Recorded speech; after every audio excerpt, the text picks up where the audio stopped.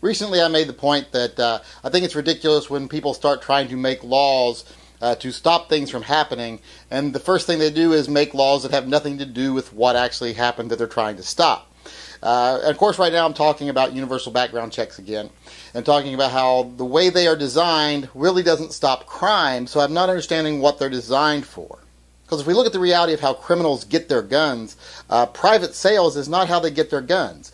Most studies show that guns used in a crime that were obtained through a legal private sale usually only goes to about 2% and usually has it lower at a number of, like, I believe the last big report in 1997 had it at 0.8%, less than 1%.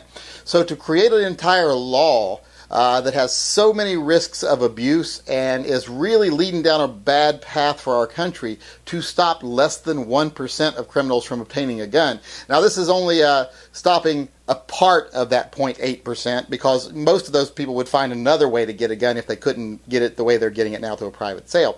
So you're writing a law, like I said, that's going to have lots of negative consequences just to stop less than 0.5% probably. So I'd say a smarter thing to do would be, well, let's look at the major ways that people that should not have guns obtain guns, and let's try to look at ways we can stop those things from happening. Now, I know a lot of people think, oh, the vast majority of guns used in crimes are stolen. Well, according to a lot of statistics, that's not the number one way that guns that are used in crimes are obtained. There's, according to, I believe his name's Jay Watchell and a couple other investigators for the ATF, there are other ways that guns are obtained that are more frequent than theft. So let's deal with all of them down to and including theft, and let's see how we could stop those from happening.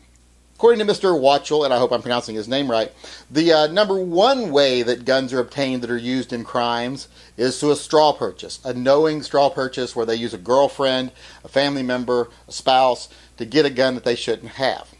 So now if we want to stop that, and that'd be the majority of the people that shouldn't have guns and misuse guns and use them in a crime, that would be the majority of those people. If we could stop those people, the majority, from getting guns by making straw purchases illegal, we should make straw purchases illegal, and that will obviously curb the crime rate. But you know what? I think straw purchases are already illegal. So I guess those people that are willing to do that are already willing to break the law, so that's probably not a good example. So let's move on to the next thing. The next biggest way criminals are getting guns that they then use illegally, according to this guy and to some other studies I've read, is through sales from unscrupulous FFL dealers, dealers that are knowingly engaging in illegal sales for profit. So if we wanted to stop this group of people, that next biggest group of people that are using guns for illegal means, what we would need to do is pass some laws that says FFLs can only sell to law-abiding people. That would, well, wait, that's already illegal too. So I guess the people that are doing that are willing to break the law. So I guess that's not a good example either. Okay, well next is illegal street vendors, is what they called them. People that are catering to gangs, organized crime, things like that, things of that nature. People, basically trunk dealers. Now, I have a problem with this statistic because I really don't think that's as big an issue. And I've seen other studies that contradict that being much of an issue. But they list these as people that get their product from unscrupulous dealers or outside sources and then sell on the streets illegally, knowingly catering to a criminal element. So what we need to do there is we need to make it illegal to do that. Well, you know, I think that is illegal. So obviously those people are willing to break the law too. Who would have known? I mean, who knew that those people would be willing to break the law? So I guess that's not a good example of how these kind of laws will work either. Okay, finally we get down to theft. You know, theft accounts for like 10-15% of the firearms used in criminal acts.